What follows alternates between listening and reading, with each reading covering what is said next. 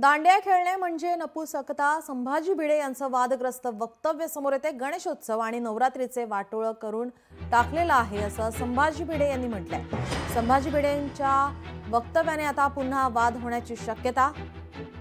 संभाजी भिडे यांचं वादग्रस्त वक्तव्य.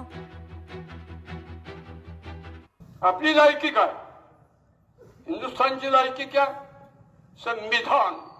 ती शपथ घेतली म्हणजे हिंदवी स्वराज्याच्या विस्कटलेल्या नवरात्राला दुरुस्त करण्याचा प्रारंभ होता. तो आदर्श चित्तात ठेवून आपण येतोय. आपण गंमत म्हणून येत नाही. या गणपती उत्सव आणि त्याचा पण वाटोळा करून टाकला. पण नवरात्राचं वाटोळा करून ना दांड्या आणि फांड्या कसं आणल्या बेकार. हिंदू समाजाने दांडिया खेळणं म्हणजे हिंदू समाज आजही आपला हटकेपणा, बुळगेपणा, निपुसकपणा टाकायला तयार नसल्याचं लक्षण आहे. नाही जमणार.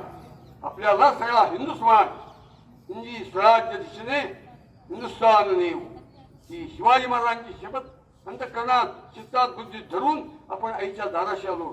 आपण आईला कळकळून हात जोडून सगळ्यांना मागूया की आई, ती शिवाजी महाराजांनी जिंकलेल्या शपथेच्या वेळची त्यांच्या अंतःकरणातली ताकद आहे ती तुम्हाला दे. आम्हाला ती शपथ पूर्ण करायची. लोकशाही मराठी ऐका, पहा, जागरूक रहा.